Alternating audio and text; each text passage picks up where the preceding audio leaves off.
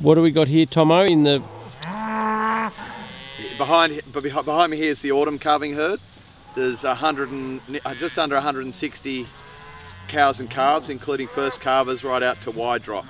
Like we do with all the cattle, we try and run them together as a group whenever possible, get that grazing pressure going.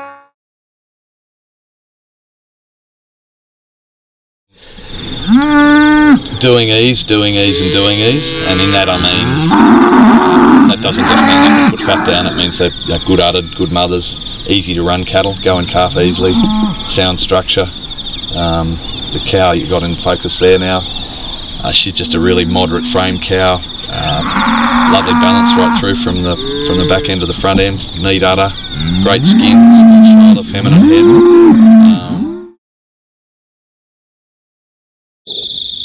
This is Abigail D58, K&K Alliance daughter, from a Crusader of Stern cow to an 036 cow, only on a third calf. Her first calf sold was was in the bull sale last year and sold for $7,000, and she's showing a lot of promise. That's A28 with her now, Abigail A28.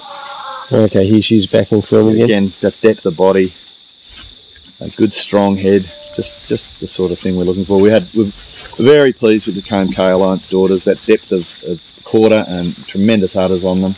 I would say I'd call that a Millah-Murrah type. A real Millah-Murrah type, yeah. Just that depth. It's that easy doing. And who's she in calf to now, Thomas? She's just calved, but I'd be guessing she'll have an emperor calf at foot now. Okay.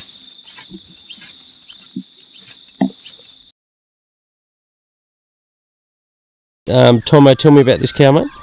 E16, she's a BT Equator out of a Hingai 469. We put her in our flush program last year on the strength of her first calf. Yeah, I really love that BT Equator 469 cross. Get that bit more scale and the muscle from BT Equator and the really good doing ease coming through from Hingai 469. Beautiful udder.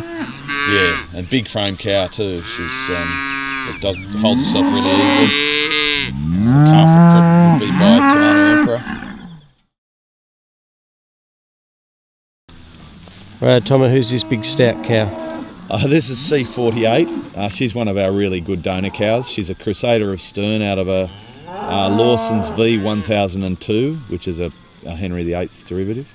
She had a bull sold last year by Highlander of Stern for $14,000 to South Australia, to Trent Walker.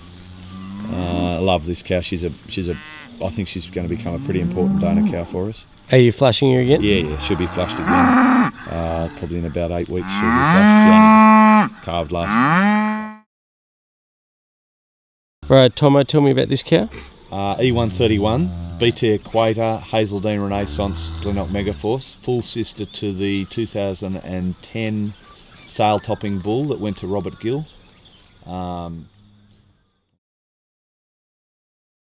Okay, C66, tell me about her. She's a Power Alliance over a Henry VIII. I find the Power Alliances, I didn't like the bulls at all, they were lean.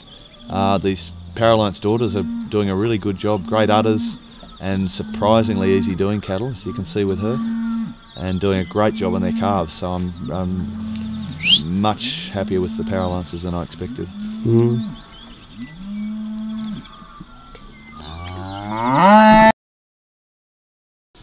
You were saying about the Abigail family?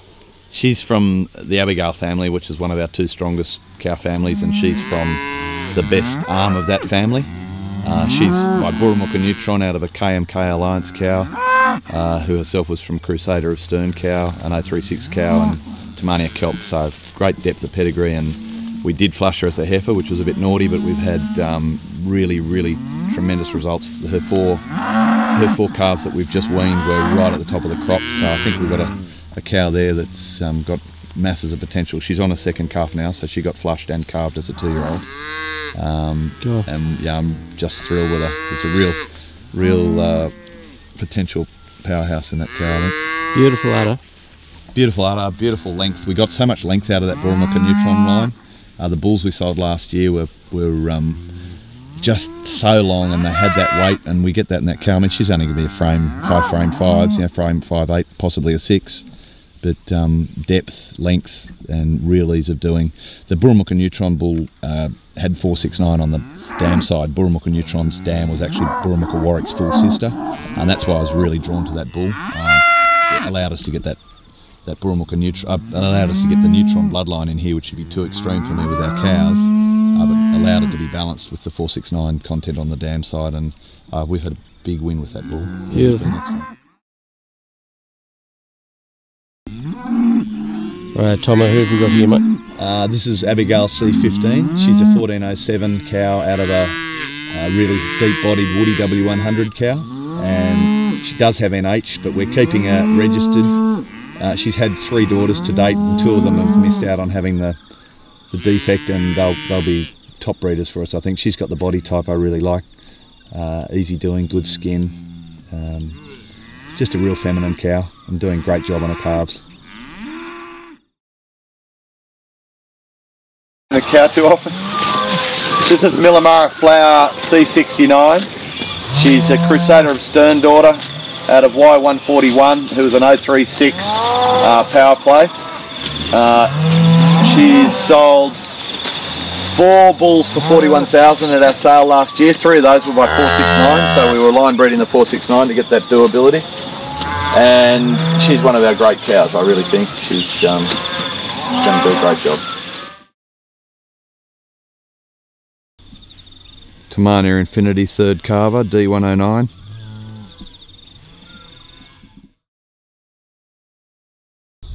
That's Abigail A28. She's a Woody W100 out of a Henry VIII Y132. Goes back to Tamania Kelp, the next generation back. Her full brother was sale topper in 2006. Right, Tomo, what are we looking at, mate? This is the spring calving herd. So we just weaned just over 2 weeks ago. We weaned. In here you've got all the registered cows, all the recips, and amongst them there'd be just about 100 heifers in there. And as soon as we wean them, we just bunch them all together, pop them in one mob so that we can get the herd effect, get them in, knocking down the tall grass, and resting all the other paddocks so that we can grow feed in those paddocks. So trying to use the principles of time control grazing as best we can in a stud situation.